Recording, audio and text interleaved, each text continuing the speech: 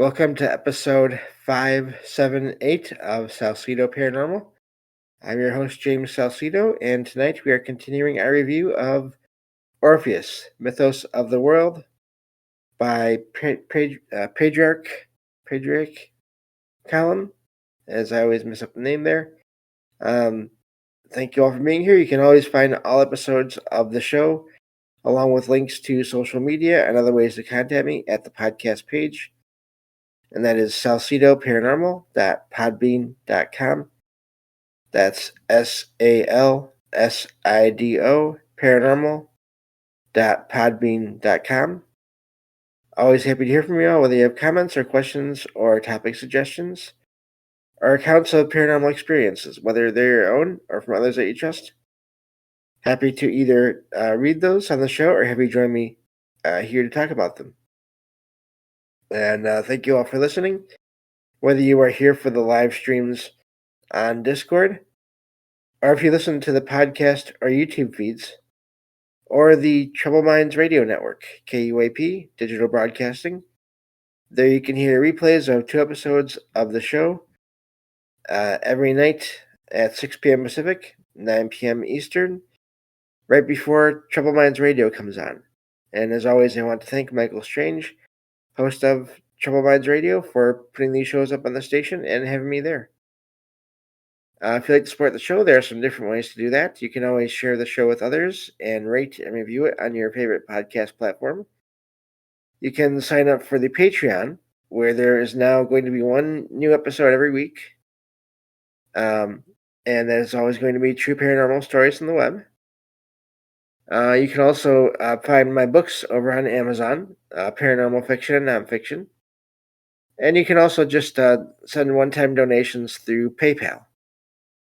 Support is never expected, but always appreciated, as there are expenses in making these shows and associated projects like the book that I have finished and hopefully coming out in a few months. So I think that takes care of all that. So we are still in the introduction of this book, and I think we might get through that today. I don't think we have a time more to go on that. And it's just covering the different mythologies in brief that it's going to cover in more detail in the rest of the book. And of course, this is these are all the things I'm reading here tonight in all these book reviews. They're all summaries generated by AI of the original material. And so, which really is amazing when you listen to the words, the paragraphs and everything. I mean, it sounds like it could be its own book in a way at times. So really is amazing how that works. But getting back to the material here, we are on Icelandic, and this is still in the introduction of the book. And so keep in mind, as I said last time, I'll probably say this from now on in the beginning of these shows.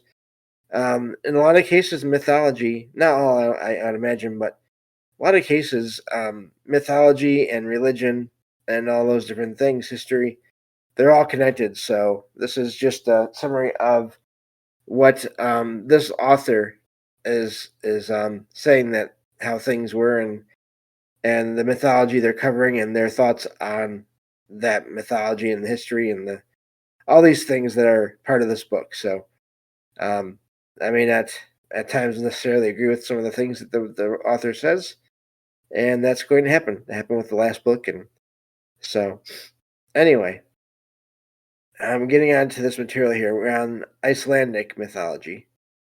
It says, the summary says, Christianity was established in France, Britain, and Ireland 600 years before it reached Iceland and Scandinavia, allowing the Northern European mythology a much longer lifespan. Icelandic mythology is part of the larger Scandinavian and Germanic mythological traditions, but had separate developments in Norway and Iceland, where it was recorded. At the time, Iceland was the center of the Scandinavian world. The Icelandic mythology, as preserved in poems and stories, shows Christian influences despite its fundamentally heathen nature. And heathen, that's just as in non Christian, I believe. The latest translator of the Voluspa, Voluspa, the great poem about the creation of the world and gods, Henry Adams Bellows, argues that it is almost certainly heathen in origin due to its intensity and vividness. However, there is also clear evidence of Christian influence, likely due to Norse contact with already Christianized Celtic races in the 10th century, so 900s. Knowledge of this mythology comes from the Poetic Edda, a collection of poems about gods and heroes composed between 900 and 1050 AD, and the Prose Edda, a handbook about the gods and mythological system written by Icelandic scholar Snorri Sturluson, Snorri, and then Sturluson, Sturluson, around 1228 AD, 1220 AD. The rediscovery of Icelandic mythology was celebrated throughout the Germanic world as a racial inheritance. This mythology lives on today more than any other European tradition through its expression in Richard Wagner's tragic Ring operas. That's in quotation marks there. So that's then for that section there. Moving on to Indian, and this is from the part of the world India, not necessarily Indian as in Native American Indian, this part of the world. This says India is the most heavily mythologized civilization with 3 distinct mythological traditions revealed in its literature. The first is the Vedic mythology, known from the Vedic hymns, 1200 to 800 BC, which has connections to Persian, Greek, and Italian mythologies. It features deities like Dyaus Pitar, Skyfather, in parentheses, Indra, Storm God, in parentheses, Agni, Agni, Fire God, in parentheses, and Yama, God of the Dead, in parentheses there. The second is the Brahmanical mythology, arising from the Vedas, but with a different outlook. It is the living mythology of India, revealed in the epics Ramayana and Mahabharata, 4th century BC. And again, I forgot to mention, I'm going to mispronounce everything, so I apologize for that. It's not intentional, just the way it's going to be. The third is Buddhist mythology, which added new entities and stories of Buddha's incarnations and efforts to attain enlightenment, as well as animal story cycles. Unlike Persia and Europe, India's mythology was never displaced by movements like Zoroastrianism or Christianity. India is like a mythological watershed with Vedic deities similar to European ones. Example given: Diaspatar equals Zeus and or Jupiter in parentheses there. Coexisting with very different Brahmanical concepts of time, space, and cosmic cycles. Vedic mythology belonged to a simple agricultural and cattle raising people, while Brahmanical mythology arises from philosophical ideas and is very rich. 4 stories in this collection are from the Brahmanical epics. One is from Buddhist mythology about the historical Buddha, 5th century BC in parentheses, and one is from the early Vedas, which have meager story material compared to the Homeric hymns, and that's from Greece. The Vedic apsaras, heavenly nymphs in parentheses there, are austere but become voluptuous in later literature. The Vedic devas, gods in parentheses, become the demonic devas and that's Daevas in Zoroastrian Persia, and later the divs, divs, of Arabian storytellers. So things change over time and across space. Moving on to the next section here, which is Chinese. Let me see. Okay. So this says, unlike India and Greece, China lacks a literary dramatization of divine activities. There is no Chinese equivalent to Hesiod, Homer, or Valmiki. The Chinese people seem to have lacked curiosity about their origins as the origins of mankind. Chinese philosophers have focused on ethics and politics, while poets have explored human relations and the influences of nature. According to Confucius' disciples, the master declined to speak about extraordinary things, feats of strength, disorder, and let me see, I get that right? Disorder and spiritual beings in quotation marks there. An attitude that diminished interest in mythology among the literate classes. Chinese popular traditions likely contain various stories about potentially mythical figures, but these tales are too prosaic, fantastic, literal, so there's 2 opposites there in a way, and ingenuous to be retold with appropriate seriousness. I wonder if there's some kind of bias there. I'm not sure, though. We'll see, I guess.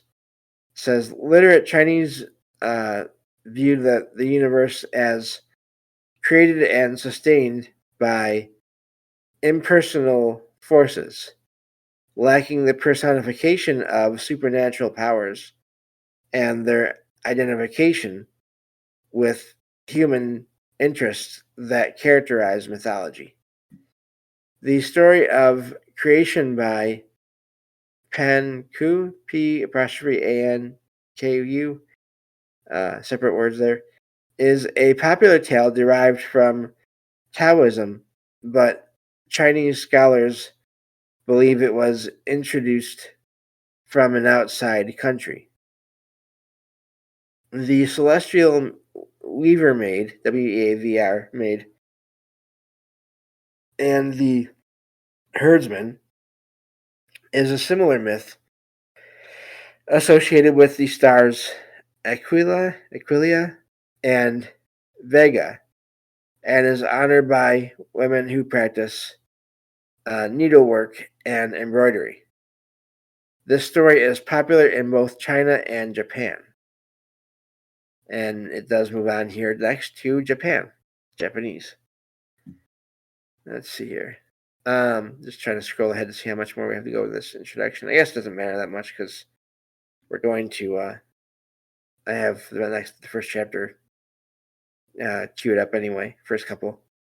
So moving on to Japanese here.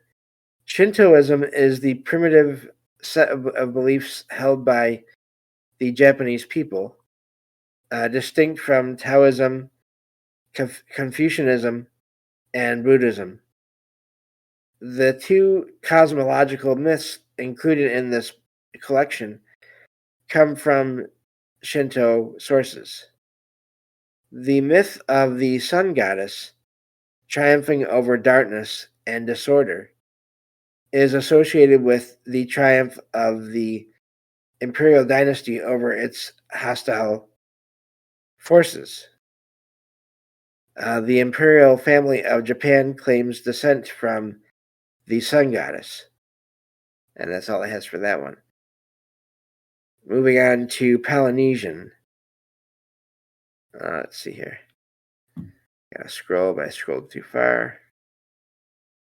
So, let's see here. No, I scrolled too far. There we go. So, the widely spread Kanaka, Kanaka, or Maori people have a rich and remarkably consistent mythology across most islands of the Pacific Ocean. The same stories are told with little variation, even in names, in places as distant as New Zealand and Hawaii. In a sense, nearly all Polynesian stories are mythological because gods and men are seen as one family under different forms, with gods having superior control over certain phenomena.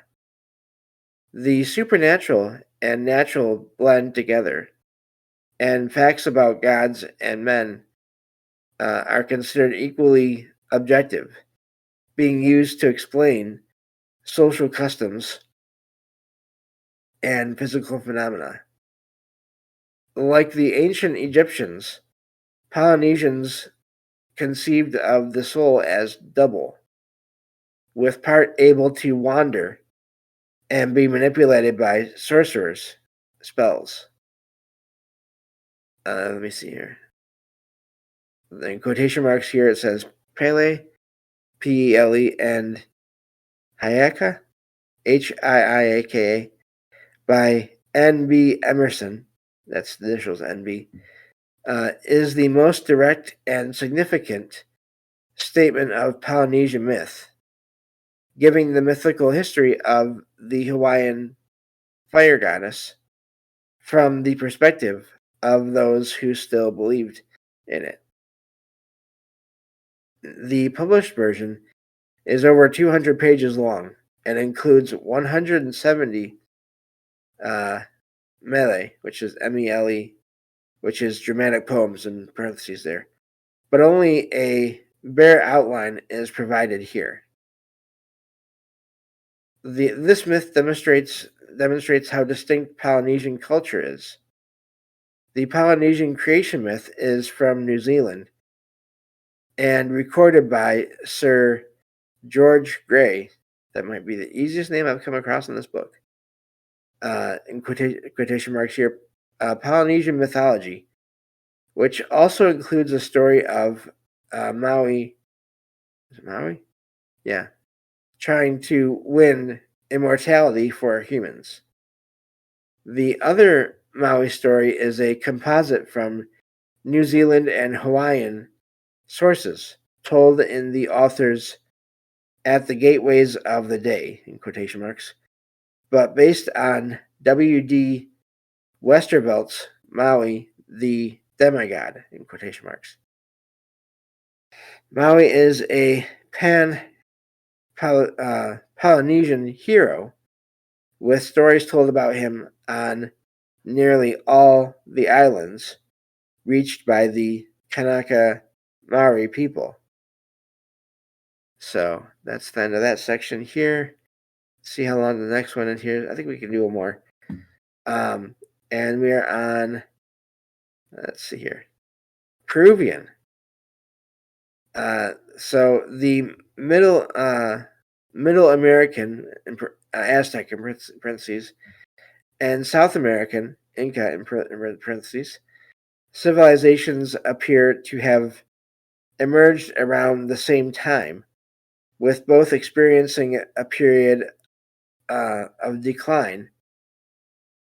Just let me see here. Just before the arrival of European conquerors, I almost said conquistadors. There is much less information available about the Inca civilization compared to the Aztec. Most knowledge about Peruvian antiquities comes from the writings of,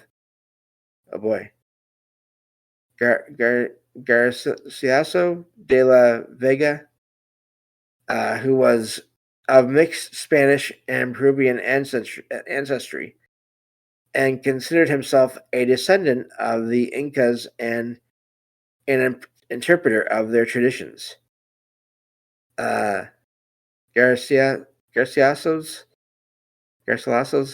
works have, there's only one L there, so I'm not sure if it's supposed to be an L or if it's similar to the two L's where it's like tortilla, which has two L's in it, but it's supposed to be that kind of sound. Anyway, his works have been translated into English by Sir Clements Markham, whose own books on Peru provide nearly all the known information about the ancient monuments, literature, and traditions of the Incas. The first story in this collection is imagined as being told by someone like Garcilaso. The second story, while not mythological, is likely a folk tale. It is included because mythological survivals of the Incas are so scarce that any story with even a slight connection to their mythology and containing some of their imagination is of interest. The Hama herder, Hama, and the Virgins of the Sun, in quotation marks, is retold from a version provided by Sir Clements Markham, which was originally told to Fray Martin de Mora, a I'm not sure, Quichua scholar in 1583. So that is where we will definitely be ending for today, with only like a minute left. So a lot of information there. It is amazing how so much of this does seem to be connected in all different ways. And so, yeah, we'll get into more of this next time. Just, it's interesting to see all these places and how they're all connected and all the different ways that things, the materials do or don't survive over time. So, yeah, comparative mythology. Yep. Hello, Derek. Hello, everyone. Thank you all for being here, DG, and everyone there in the chat and just listening. And yeah, thank you all again, and I will talk to you all on the next episode of Salsidoparanormal. Take care.